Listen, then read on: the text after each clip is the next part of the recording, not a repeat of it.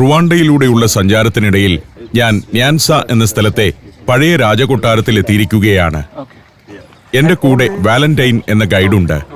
പിന്നെ സുഹൃത്ത് വൈശാഖും ഇന്നാട്ടുകാരൻ തന്നെയായ ജോണുമുണ്ട്. കാഴ്ചകളിലൂടെ നടക്കുകയാണ്. രാജാവിന്റെ പ്രധാന കൊട്ടാരമാണിത്. റുവാണ്ടയിലെ രാജാവ് താമസിച്ചിരുന്ന കൊട്ടാരം. വ്യത്യസ്തവും മനോഹരവുമായ രീതിയിൽ ട്രഡീഷണൽ ശൈലിയിൽ പണിത കൊട്ടാരമാണ്. കിങ്സ് പാലസ് ആൻഡ് മ്യൂസിയം എന്നാണ് ഇപ്പോൾ ഇതിന്റെ മുഴുവൻ പേര്. പല വേലിക്കെട്ടുകളുണ്ട്. അതിനകത്ത് പല കെട്ടിടങ്ങളാണ്. 16 കെട്ടിടങ്ങൾ ചേർന്നതാണ് ഇവിടുത്തെ ഒരു കൊട്ടാരക്കെട്ട്. പുല്ലുമേഞ്ഞ കൂടാരങ്ങൾ എന്ന് പറയാം. അത് രസകരമായിട്ടാണ് പണിതിരിക്കുന്നത്. എലിഫന്റ് ഗ്രാസ് അടുക്കി അടുക്കി പണിതിരിക്കുന്നു. അകത്ത് നല്ല സുഖമാണ്. തണുപ്പുകാലത്ത് അത്യാവശ്യം ചൂടും ചൂടുകാലത്ത് നല്ല തണുപ്പുമായിരിക്കും ഇതിനുള്ളിൽ. 16 കെട്ടിടങ്ങളിൽ ഓരോന്നും രാജാവിന്റെ ഓരോരോ കാര്യങ്ങൾക്ക് വേണ്ടിയുള്ളതാണ്. പലതിലും രാജാവിന്റെ കുട്ടികളും ഭാര്യമാരുമൊക്കെ താമസിക്കുന്നുണ്ടാകും. മറ്റു പല നാടുകളിലും ഉണ്ടായിരുന്നതുപോലെ രാജാവിന്റെ വെപ്പാട്ടിമാരല്ല. രാജാവ് അങ്ങ് പ്രഖ്യാപിക്കുകയാണ്, ഇവൾ എന്റെ ഭാര്യയാണെന്ന്. അങ്ങനെ തനിക്ക് ഇഷ്ടം തോന്നുന്ന പെണ്ണുങ്ങളെയൊക്കെ രാജാവ് ഭാര്യമാരാക്കിയിരുന്നു. രാജ്യത്തെ സ്ത്രീകളെല്ലാം രാജാവിന്റെ ഭാര്യയാകാൻ ജനിച്ചവരാണെന്നായിരുന്നു വിശ്വാസം. അടുത്തതായി ചെല്ലുന്നത് പാല് കറന്നു സൂക്ഷിച്ചിരുന്ന ഒരു കെട്ടിടത്തിലേക്കാണ്. രാജാവിന്റെ ആവശ്യത്തിനുള്ള പാൽ സൂക്ഷിക്കുന്ന ഇടം. ഇതിനകത്ത് കന്യകയായ ഒരു പെൺകുട്ടിയാണ് ഉണ്ടായിരിക്കേണ്ടത്. പാൽ സൂക്ഷിക്കുന്നതും രാജാവിന് പാൽ വിളമ്പിക്കൊടുക്കുന്നതും അവളായിരിക്കണം. ആ പെൺകുട്ടിക്ക് ശരീരത്തിൽ പാടുകളൊന്നും ഉണ്ടായിരിക്കരുത്. ആരോഗ്യ പ്രശ്നങ്ങളൊന്നും പാടില്ല. ഇങ്ങനെയൊക്കെയുള്ള ധാരാളം നിബന്ധനകളുണ്ട്. സുന്ദരിയും കന്യകയുമായ പെൺകുട്ടി പാൽ കൊടുത്തുകൊടുത്ത് അവസാനം ചിലപ്പോൾ രാജാവിന്റെ ഭാര്യയാകും. ഇതൊക്കെ പാൽ വിളമ്പുകയും സൂക്ഷിക്കുകയും ചെയ്തിരുന്ന പാത്രങ്ങളാണ്.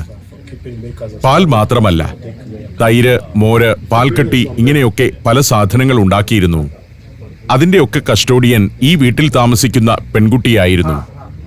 കൊട്ടാരത്തിന്റെ ഭാഗം തന്നെയാണ് ഈ കെട്ടിടവും. കലാപരമായ നിർമ്മിതികളാണ് ഇത്തരം ഓരോ കെട്ടിടവും. ഇതിനകത്ത് പല മുറികളുണ്ട്. പെൺകുട്ടിയുടെ താമസം ഈ കെട്ടിടത്തിനകത്തു തന്നെയായിരുന്നു.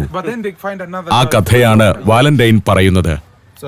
രാജാവിന് ഇഷ്ടപ്പെട്ടു കഴിഞ്ഞാൽ അവളെ ഭാര്യയാക്കും. പിന്നെ കന്യകയായ അടുത്ത പെൺകുട്ടിയുടെ ഊഴമായി. വാലന്റൈൻ ഒരു ടൂറിസം വിദ്യാർത്ഥിയാണ്. ഇന്റേൺഷിപ്പിനു വേണ്ടി ഇവിടെ വന്നതാണ്. 1000 വർഷത്തോളം ഇന്നത്തെ റുവാണ്ട ഉൾപ്പെടുന്ന മേഖലയെ രാജാക്കന്മാർ ഭരിച്ചെന്നാണ് ചരിത്രം. 10ാം നൂറ്റാണ്ടിൽ രാജഭരണത്തിന് തുടക്കമിട്ട ഗിഹാൻഗ ഗോമിയാന ഒരു ഗോത്രമൂപ്പനായിരുന്നു. പിന്നീട് രാജവംശം പടിപടിയായി വളർന്നു. ജനങ്ങൾ രാജാവിനെ ദൈവമായി ആരാധിച്ചു തുടങ്ങി. ഇപ്പോഴും രാജാവ് ദൈവമായിരുന്നെന്ന് വിശ്വസിക്കുന്ന ഗ്രാമീണർ ഇവിടുത്തെ ഗ്രാമങ്ങളിൽ ഉണ്ടെന്നതാണ് രസകരമായ കാര്യം. ആ വീട്ടിൽ നിന്നിറങ്ങി ഞങ്ങൾ അടുത്തതിലേക്ക് നടക്കുകയാണ്. പ്രകൃതിയിൽ നിന്നല്ലാത്തതൊന്നും ഇവരുടെ പാരമ്പര്യത്തിൽ ഉണ്ടായിരുന്നില്ല. കാട്ടുവള്ളികൾ, കാട്ടുചെടികൾ, മുളകൾ, പുല്ല് ഇതൊക്കെ കൊണ്ട് തന്നെയായിരുന്നു കൊട്ടാരവും അനുബന്ധ കെട്ടിടങ്ങളുമെല്ലാം നിർമ്മിച്ചിരുന്നത്. മരം കൊണ്ടുള്ള പാത്രങ്ങൾ. 20ാം നൂറ്റാണ്ടിന്റെ പകുതി വരെ ആ രീതികൾ തുടർന്നുവെന്ന് ഓർക്കണം. അടുത്തതായി എത്തുന്നത് രാജാവിനു വേണ്ടി ബിയർ ഉണ്ടാക്കുകയും സൂക്ഷിക്കുകയും ചെയ്തിരുന്ന സ്ഥലത്തേക്കാണ്. ഈ വീട്ടിലായിരുന്നു അത്. ആൺകുട്ടിക്കായിരുന്നു ഇവിടുത്തെ ചുമതല. ഇത് ബിയർ ഉണ്ടാക്കാൻ വേണ്ടി ധാന്യം പൊടിക്കുന്ന കല്ലും മറ്റുമാണ്. ഇതിനകത്ത് താമസിക്കുന്ന ആൺകുട്ടിക്ക് സ്ത്രീ സ്പർശം പാടില്ലായിരുന്നു. വിവാഹം കഴിക്കുകയുമരുത്. ശരീരത്തിൽ പാടുകളൊന്നും ഉണ്ടാവരുത്. ആരോഗ്യ പ്രശ്നങ്ങളില്ലാത്തവനായിരിക്കണം. ആ കഥകളാണ് ഇയാൾ പറയുന്നത്. രാജാവിനെ കാണാൻ വരുന്നവർ ബിയർ കൊണ്ടുവരും. ആ ബിയർ ടേസ്റ്റ് ചെയ്ത് നോക്കി രാജാവിന് ഇഷ്ടപ്പെടുന്നതാണെന്ന് ഉറപ്പുവരുത്തുകയായിരുന്നു ഇവിടെ ഉണ്ടായിരുന്ന ആൺകുട്ടിയുടെ പ്രധാന ജോലി അത്രേ. ഇത് പുല്ലുമേയാറായിരിക്കുന്നു. ബിയർ സൂക്ഷിക്കുന്ന നിരവധി ഭരണികളുണ്ട്. പലതരം ബിയർ ഉണ്ടായിരുന്നു. തേൻ കൊണ്ടുള്ള ബിയർ, വാഴപ്പഴം കൊണ്ടുണ്ടാക്കിയ ബിയർ, അങ്ങനെ പലതരം. ഈ ചുരക്കയുടെ തൊണ്ട് ബിയർ കോരാനും പാത്രത്തിലേക്ക് ഒഴിക്കാനുമൊക്കെയുള്ള അരിപ്പ, ചോർപ്പ പോലെയുള്ള സാധനങ്ങളാണ്. ഇതിനകത്തെല്ലാമായിരുന്നു ബിയർ വിളമ്പിയിരുന്നത്. ബിയർ എന്ന് പറഞ്ഞാൽ നമ്മുടെ നാട്ടിൽ കിട്ടുന്ന തരം ബിയറല്ല. ഒരുതരം നാടൻ റുവാണ്ടൻ മദ്യം. ഈ നാട്ടിൽ മാത്രം ഉണ്ടാക്കുന്ന ബിയർ. ബിയർ സൂക്ഷിക്കുന്ന ഭരണികളും ചുരയ്ക്കാപാത്രങ്ങളും വീടിനകത്തുണ്ട്. ഇതിന്റെയൊക്കെ മേൽക്കൂരയിലേക്ക് നോക്കുമ്പോഴാണ് നിർമ്മാണത്തിന്റെ വൈദഗ്ധ്യവും സൗന്ദര്യവുമൊക്കെ മനസ്സിലാവുന്നത്. പുല്ലിങ്ങനെ ഉരുട്ടിക്കെട്ടി അതിനെ നെയ്ത് ചേർത്ത് ഉണ്ടാക്കിയതാണ്. അതിഗംഭീരമാണത്. രാജാവുള്ള കാലത്ത് ഇവിടെയൊക്കെ ജോലി ചെയ്യുന്നവർക്കുള്ള ഒരു പ്രത്യേക നിബന്ധന അവർ ഇവിടെ കാണുന്നതൊന്നും പുറത്തു പറയാൻ പാടില്ല എന്നതായിരുന്നു. അതിനെക്കുറിച്ച് ഓർത്തിരിക്കാൻ പോലും പാടില്ല. അവിടുന്ന് വീണ്ടും ഞങ്ങൾ നടന്നു. ഇന്നത്തെ റുവാണ്ടയുടെ ഏതാണ്ട് പകുതിയോളം വരുന്നതായിരുന്നു പണ്ടത്തെ ന്യാൻസ എന്ന രാജ്യം. ഗോത്രങ്ങളും നാട്ടുരാജ്യങ്ങളും തമ്മിൽ ശക്തമായ പോരാട്ടമാണ് 10-ാം നൂറ്റാണ്ടിനിപ്പുറം നടന്നു വന്നത്. ആ സമയത്ത് ന്യാൻസയിലെ രാജാക്കന്മാർ രാജ്യതലസ്ഥാനം ഇടയ്ക്കിടയ്ക്ക് മാറ്റിക്കൊണ്ടിരുന്നു. അങ്ങനെ ഇവിടുത്തെ രാജവംശം ഏറ്റവും അവസാനമായി കൊട്ടാരം സ്ഥാപിച്ചത് ഇവിടെയാണ്. അന്നത്തെ കൊട്ടാരവും കെട്ടിടങ്ങളുമെല്ലാമാണ് ഇന്നും കാണുന്നത്. പുതിയ കാലത്ത് അതെല്ലാം ഒന്ന് നവീകരിച്ചിട്ടുണ്ടെന്ന് മാത്രം. ഒരു വേലിക്കെട്ടുകൂടി കടന്നു. ഞങ്ങൾ അടുത്ത സ്ഥലത്തേക്ക് ചെല്ലുമ്പോൾ കുറെ സ്കൂൾ കുട്ടികൾ വരുന്നുണ്ട്. അവരുടെ ടീച്ചേഴ്സും. മോഡേൺ ഡ്രസ്സാണ് എല്ലാവർക്കും. ഇപ്പോൾ ഇവിടുത്തെ കുട്ടികൾ ഇത്തരം സ്റ്റഡി ടൂറുകൾ ധാരാളമായി നടത്തുന്നുണ്ട്. ഇവിടെ ഒരു തൊഴുത്തിന്റെ സമീപത്തേക്കാണ് ചെല്ലുന്നത്. രാജാവിന് പാൽ കൊടുത്തിരുന്ന ഒരു വീട് നേരത്തെ കണ്ടു. രാജാവിന് ആവശ്യമുള്ള പാൽ കറന്നെടുത്തിരുന്നത് കൊട്ടാരത്തിലെ പശുക്കളിൽ നിന്നാണ്. പുറത്തുനിന്ന് കൊണ്ടുവരില്ല. ശത്രുക്കളെ ഭയന്നിരുന്നു എന്നതാണ് കാരണം. അതുകൊണ്ട് ബിയറാണെങ്കിലും പാലാണെങ്കിലും മറ്റൊരാൾ കുടിച്ചു നോക്കി അതിന്റെ സുരക്ഷിതത്വം ഉറപ്പുവരുത്തി വേണം രാജാവിന് കൊടുക്കാൻ. ഭക്ഷണവസ്തുക്കളും ഈ പരിസരത്ത് കൃഷി ചെയ്തുണ്ടാക്കുന്നതായിരുന്നു പതിവ്. ഈ പശുക്കിടാങ്ങളെ 8 മാസം വരെ മാത്രം ഇവിടെ ഒരു ഷെഡിൽ താമസിപ്പിക്കും. അത് കഴിഞ്ഞു മാത്രമേ ഇവരെ മേയാൻ പുറത്തേക്ക് വിടുകയുള്ളൂ. രാജഭരണം പോയെങ്കിലും ഇപ്പോഴും ഇവിടെ പശുക്കളെ വളർത്തുന്നുണ്ട്. ഇത് ഇനിയാമ്പോ എന്ന ഒരിനം പശുക്കളാണ്. 8 മാസം കഴിഞ്ഞ് പുറത്തിറക്കിയവ ഇവിടെ ഒരു മൈതാനത്തുണ്ട്. ഇതിന്റെ പ്രത്യേകത ഇതിന്റെ കൊമ്പുകളാണ്. പശുക്കളെക്കാൾ വലിയ കൊമ്പുകൾ. അതൊരു കാഴ്ച തന്നെയാണ്. ഇത്തരത്തിൽ ഗാംഭീര്യമുള്ള പശുക്കളെ എന്നല്ല, കാളകളെ പോലും നമ്മൾ കണ്ടിട്ടുണ്ടാവില്ല. അതിനൊരു കാവൽക്കാരനുണ്ട് ഇവിടെ. പുൽക്കൂടുകളിൽ പുല്ലുകൾ വെച്ചിരിക്കുന്നു. നല്ല പച്ചപ്പുല്ല്. പശുവാണ്, കാളയല്ലിത്. നല്ല പച്ചപ്പുല്ല് തിന്നും എഴുത്തിരിക്കുന്ന രാജകലയുള്ള പശുക്കൾ. അങ്കോളെ എന്ന ആഫ്രിക്കൻ കന്നുകാലികളുടെ ഉപവിഭാഗമാണ് ഇനിയാമ്പോ പശുക്കൾ. നീളവും വണ്ണവുമുള്ള കൊമ്പുകളാണ് അങ്കോളെ പശുക്കളുടെ പ്രത്യേകത. റുവാണ്ടയിലെ രാജകൊട്ടാരത്തിൽ പാലിനു വേണ്ടി മാത്രമല്ല ഇവയെ വളർത്തിയിരുന്നത്. നീണ്ടതും ലക്ഷണമൊത്തതുമായ കൊമ്പുള്ള പശുക്കൾ രാജകീയ ഘോഷയാത്രകളുടെ ഒക്കെ ഭാഗമായിരുന്നു. പ്രത്യേകമായ വർണ്ണത്തുണികളും ആഭരണങ്ങളുമൊക്കെ അണിയിച്ചാണ് ഇവയെ അത്തരം എഴുന്നള്ളത്തുകൾക്ക് അണിനിരത്തിയിരുന്നത്. ഇത്തരം പശുക്കളെ ഞാൻ ഉഗാണ്ടയിലും കണ്ടിട്ടുണ്ട്. ഉഗാണ്ടയുടെ ഗ്രാമങ്ങളിലൂടെ കടന്നു പോകുമ്പോൾ മേടുകളിൽ ഇനിയാമ്പോ പശുക്കൾ മേഞ്ഞു നടക്കുന്നത് പതിവ് കാഴ്ചയാണ്. അങ്കോളെ പശുക്കളുടെ ഇത്തരം വകഭേദങ്ങൾ പലതും വംശനാശം വന്ന് തീരാറായിട്ടുണ്ട്. കാവൽക്കാരൻ ഒരു പാട്ടുപാടി. ഇവരുടെ നാടൻ പാട്ടാണ്. പശുക്കളെ മേയിച്ചു നടക്കുന്ന ആളുകൾ പാടുന്ന ഒരു നാടൻ പാട്ട്.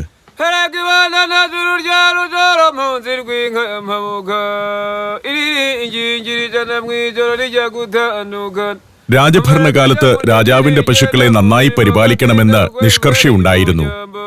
പശുക്കളെ മേയിക്കുന്നവർക്ക് ഉറക്ക പാട്ടുപാടാൻ അറിയണം. രാജാവിനെ സ്തുതിക്കുന്നതും പശുക്കളുടെ സൗന്ദര്യത്തെ വാഴ്ത്തുന്നതുമായ പാട്ടുകൾ തലമുറകൾ കൈമാറിയെത്തിയിട്ടുണ്ട്. അത് ഇപ്പോൾ ഇവിടെ വരുന്ന സന്ദർശകരെ കേൾപ്പിക്കാനായി ഇപ്പോഴത്തെ സൂക്ഷിപ്പുകാരും പാടുന്നു. 20-ാം നൂറ്റാണ്ടിന്റെ അവസാനമായപ്പോഴേക്കും ഇനിയാമ്പ പശുക്കളുടെ എണ്ണം നന്നേ കുറഞ്ഞിരുന്നു.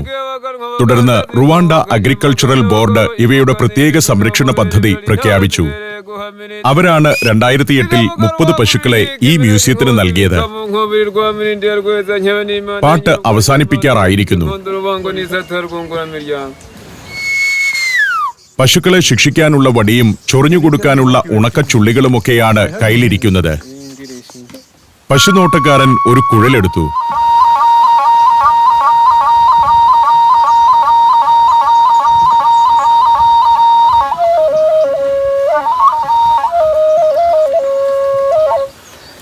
വേറെയും പശുപാലകരുണ്ട്. അവർ പശുക്കൾക്ക് ആവശ്യത്തിന് പുല്ലൊക്കെ ഇട്ടുകൊടുക്കുന്നു. പശു നിലത്ത് നിന്ന് പുല്ല് തിന്നില്ല. പുൽത്തൊട്ടിയിൽ ഇട്ടുകൊടുത്താൽ മാത്രമേ തിന്നൂ. കുലീനരാണല്ലോ. ഓടക്കുഴൽ നാദം കൊണ്ട് പശുക്കളെ ഉല്ലസിപ്പിക്കുന്നു എന്നാണ് വെപ്പ്. ഇപ്പോൾ ഓടക്കുഴലല്ല, PVC പൈപ്പിലാണ് സംഗീതം. നേരത്തെ ഓടക്കുഴൽ തന്നെയായിരുന്നു പശുപാലകർക്കുണ്ടായിരുന്നത്. വാലന്റൈൻ ഓടക്കുഴലൊന്ന് പരിശോധിച്ച് തിരികെ കൊടുത്തു. ഞങ്ങൾ നടത്തം തുടർന്നു. ഇന്ത്യയിലെ 13 സംസ്ഥാനങ്ങളിലൂടെയുള്ള സഞ്ചാരം ഇപ്പോൾ പെൻഡ്രൈവിൽ ലഭിക്കുന്നു. ചരിത്രവും ഐതിഹ്യങ്ങളും യഥാർത്ഥ ജീവിതവും ഒത്തുചേരുന്ന ഇന്ത്യൻ കാഴ്ചകളുടെ ഈ അസുലഭ ശേഖരം സ്വന്തമാക്കാൻ 99544422 എന്ന നമ്പറിലേക്ക് ഇന്ത്യ എന്ന് SMS ചെയ്യൂ. ഇവിടെ രാജാവിന്റെ ഒരു പുതിയ കൊട്ടാരമുണ്ട്. റുവാണ്ട ബെൽജിയത്തിന്റെ കോളനിയായിരുന്നപ്പോൾ അവർ രാജാവിന് നിർമ്മിച്ചു നൽകിയതാണത്. 19-ാം നൂറ്റാണ്ടിന്റെ അവസാനത്തിൽ കിഴക്കൻ ആഫ്രിക്ക മുഴുവൻ ജർമ്മൻ പട്ടാളം കീഴടക്കിയതോടെ ഇവിടുത്തെ രാജാവിന്റെ അധികാരങ്ങൾ നഷ്ടമായിരുന്നു. നാട്ടുകാർ രാജാവിനെ ആരാധിക്കുകയും ഭയക്കുകയും ചെയ്തിരുന്നതിനാൽ അവരെ വരുതിയിലാക്കാൻ ജർമ്മൻകാർക്ക് രാജാവിനെ ഉപയോഗിക്കേണ്ടി വന്നു. ഭരണം പോയെങ്കിലും അന്ന് രാജപരമ്പര അവരുടെ സ്ഥാനം നിലനിർത്തി. 2-ാം ലോകമഹായുദ്ധത്തോടെ ജർമ്മനിയുടെ ആഫ്രിക്കൻ കോളനികൾ നഷ്ടമായി. യുദ്ധാനന്തരം ആഫ്രിക്കൻ കോളനികളെ ലീഗ് ഓഫ് നേഷൻസ് വീതം വെച്ചപ്പോൾ റുവാണ്ട കിട്ടിയത് ബെൽജിയംകാർക്കാണ്. അവരും രാജാവിനെ പിണക്കിയില്ല.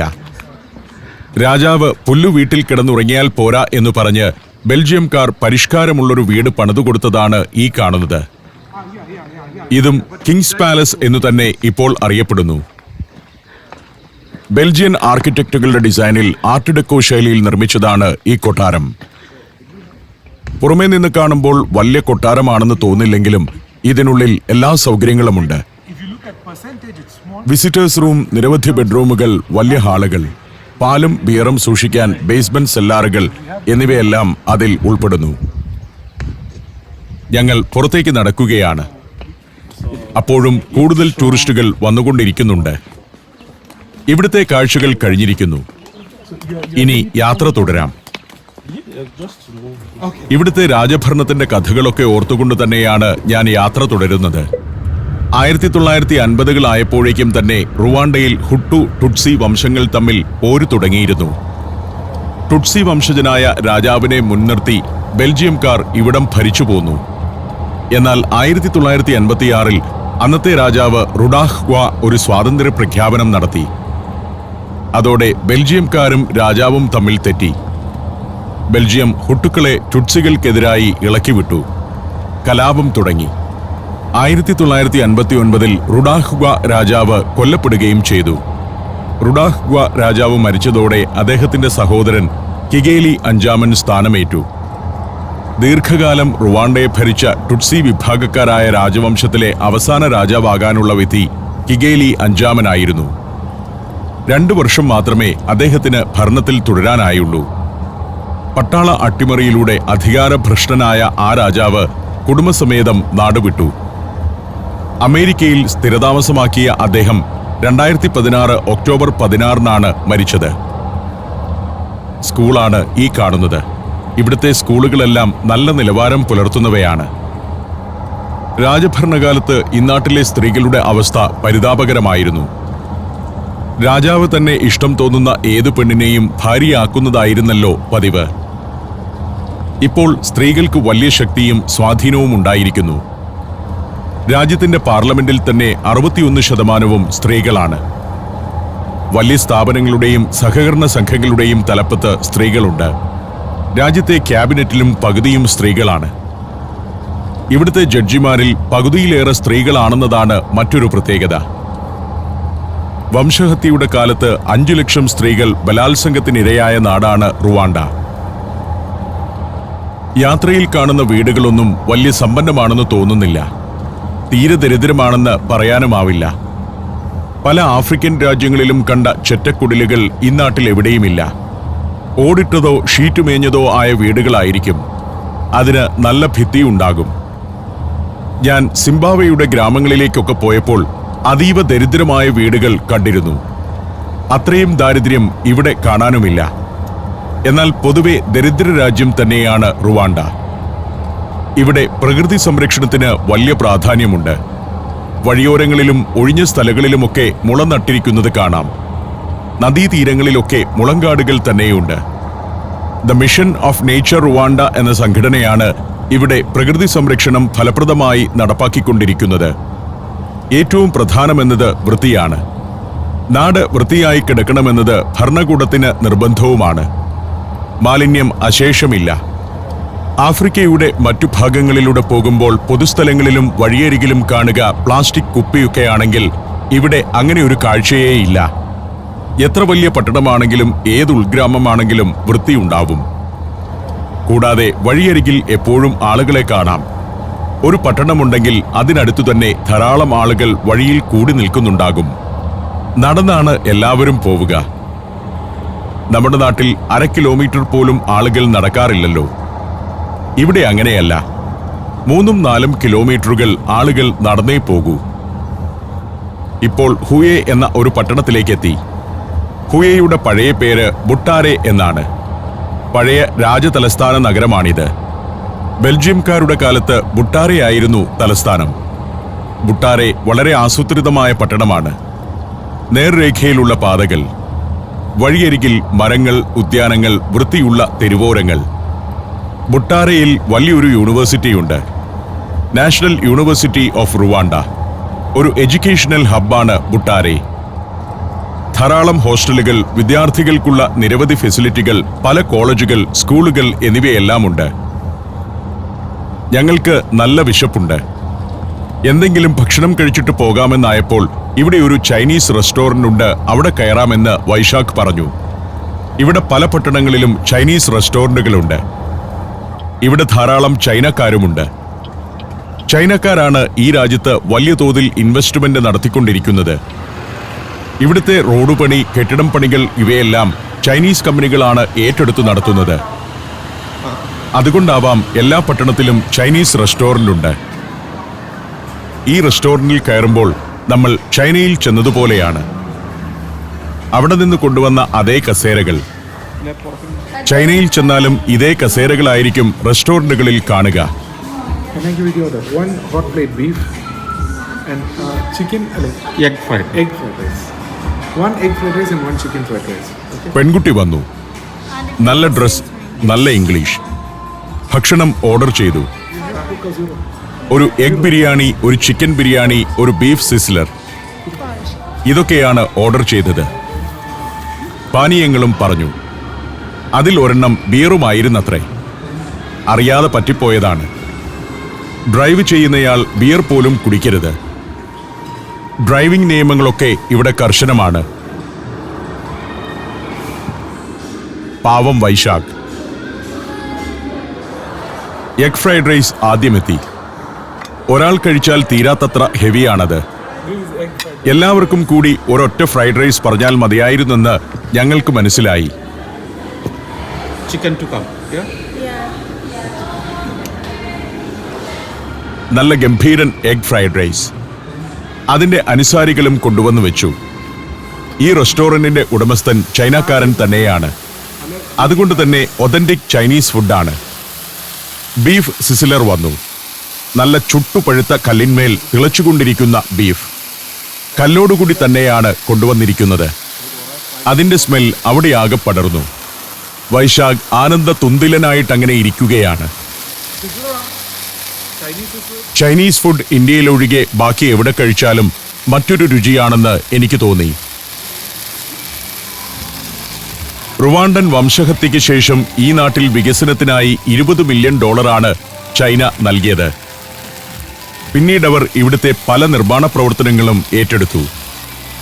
ഇപ്പോൾ 2000-ഓളം ചൈനക്കാർ റുവാണ്ടയിൽ സ്ഥിരവാസികളായുണ്ട്. ആഫ്രിക്കയിലെ എല്ലാ രാജ്യങ്ങളിലേക്കും ചൈനക്കാർ വരികയാണ്. അവർക്ക് എല്ലാത്തരം സൗകര്യങ്ങളും ചൈനീസ് ഗവൺമെന്റ് കൊടുക്കും. ആഫ്രിക്കയിൽ വന്ന് ബിസിനസ് നടത്തുന്നവർക്ക് സോഫ്റ്റ് ലോൺ കൊടുക്കും. അതിന് ഒരു വ്യവസ്ഥയേ ഉള്ളൂ. അവർ ഉപയോഗിക്കുന്ന ഉപകരണങ്ങളും ഉപയോഗിക്കുന്ന റോ മെറ്റീരിയലുകളും മുഴുവൻ ചൈനയിൽ നിന്നായിരിക്കണം. ചൈനീസ് പ്രോഡക്ട്സ് വിപുലമായി ലോക വിപണിയിലേക്കെത്തും. വലിയൊരു തുക തിരിച്ച് ചൈനയിലേക്ക് ചെല്ലുകയും ചെയ്യും. അതൊക്കെ ഓർത്തങ്ങനെ ഇരിക്കുമ്പോഴേക്കും പാത്രമെല്ലാം കാലിയായി. ഹോട്ടലിൽ നിന്ന് പുറത്തിറങ്ങിയപ്പോൾ ഫൗക്കൗൺ ഹോട്ടൽ എന്നൊരു ബോർഡ് കണ്ടു. അത് വലിയ ചരിത്രമുള്ളൊരു ഹോട്ടലാണ്. ഞങ്ങൾ ഭക്ഷണം കഴിച്ചതിന്റെ തൊട്ടടുത്തുള്ള ഹോട്ടൽ. ഇത് ബെൽജിയംകാരുടെ കാലത്ത് പണിതതാണ്. അതായത് റുവാണ്ടയിലെ തന്നെ ഏറ്റവും പഴക്കമുള്ള ഹോട്ടൽ. ഇപ്പോൾ ഇതിനകത്ത് ഒരു ബേക്കറിയും മറ്റുമാണ് പ്രവർത്തിക്കുന്നത്. 1940-ൽ തുടങ്ങിയ കാലത്ത് ഇവിടെ വെള്ളക്കാർക്ക് മാത്രമേ പ്രവേശനമുണ്ടായിരുന്നുള്ളൂ. അന്ന് ഹോട്ടലിന് മുന്നിലുള്ള ബോർഡ് ഇങ്ങനെയായിരുന്നു: കറുത്തവർക്കും പട്ടികൾക്കും പ്രവേശനം നിരോധിച്ചിരിക്കുന്നു. 1955-ൽ റുഡാഹിഗ്വ രാജാവ് ആ ബോർഡ് നീക്കം ചെയ്യാൻ ആവശ്യപ്പെടുകയാണുണ്ടായത്. ബെൽജിയൻ കോളനിക്കാലത്ത് റുവാണ്ടയുടെ തലസ്ഥാനമായിരുന്ന നഗരത്തിലൂടെ വെള്ളക്കാരുടെ പ്രതാപകാലവും കറുത്തവരുടെ ജീവിതവും ഓർത്തുകൊണ്ട് സഞ്ചാരം തുടർന്നു.